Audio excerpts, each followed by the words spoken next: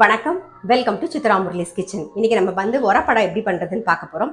அதுக்கு 2 கப்பு இட்லி அரிசி எடுத்திருக்கேன், 1 கப்பு கடலைப்பருப்பு. அதை நல்லா வாஷ் பண்ணிட்டு நல்லா ஒரு 2-3 மணி நேரம் நல்லா ஊற வச்சிருக்கேன். வரமிளகாயும் அது கூட சேர்த்தே போட்டு ஊற வச்சிருக்கேன். பாருங்க, அரிசி கடலைப்பருப்பு. இப்போ இதை வந்து நம்ம கொரன்னு அரைச்சி எடுத்துக்கலாம்.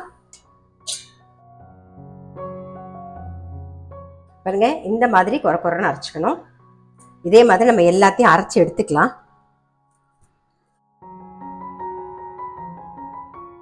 பாருங்க, மாவு அரைச்சாச்சு.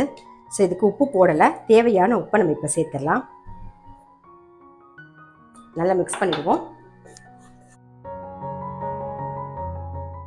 பெருங்காயப்பொடி போட்டுக்கலாம். இப்போ கடாயில் எண்ணெய் விட்டுருக்கு, அது நல்லா காஞ்சிருக்கு. கடுகு, உளுத்தம்பருப்பு, கடலைப்பருப்பு, பச்சை மிளகாய், கருவேப்பிலை இதெல்லாம் தாளிச்சிக்கலாம். கடுகு, அடுப்பில் கடாய் வச்சு எண்ணெய் விட்டுருந்தோம். தாளிக்கிறதுக்கு கடுகு, உளுத்தம்பருப்பு, கடலைப்பருப்பு சேர்த்துருக்கேன். பச்சை மிளகா, கருவேப்பிலை.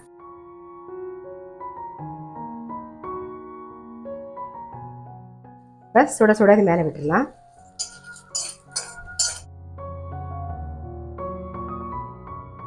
இது கூடவே வந்து இந்த மாவு கூட தேங்காய் வந்து ஒரு 1/4 கப்புக்கு சேர்த்துக்கலாம். மாவு கன்சிஸ்டன்சி இப்படி இருக்கணும். இப்போ கடாயில் எண்ணெய் விட்டுருக்கேன், ஒரு கரண்டி சேர்த்துக்கலாம். அப்படியே பரத்தி விட்டுருவோம். இதில் எண்ணெய் விட்டுருவோம். சைடில் நடுவில் குட்டியாக ஒரு ஓட்டை போட்டுருவோம். அவ்வளோதான். இதை அப்படியே மூடி வச்சிடலாம். வேகட்டும், நிதானமாக வேகட்டும். நல்ல சிம்மில் வச்சு வேக வைக்கணும். பாருங்கள், இதை திருப்பி போட்டுடலாம். நம்ம திருப்பி போட்டுட்டு மூடி வச்சுருவோம். நிதானமாக வேகட்டும். இப்போ எடுத்துடலாம். நம்மளுடைய உரப்படை ரெடி. இதுக்கு தொட்டுக்கிறதுக்கு மிளகாப்பொடி நல்லாயிருக்கும். அப்படியே இல்லைனாலும் அப்படியே சாப்பிட்றதுக்கு நமக்கு ரொம்ப ரொம்ப டேஸ்டியாக இருக்கும்.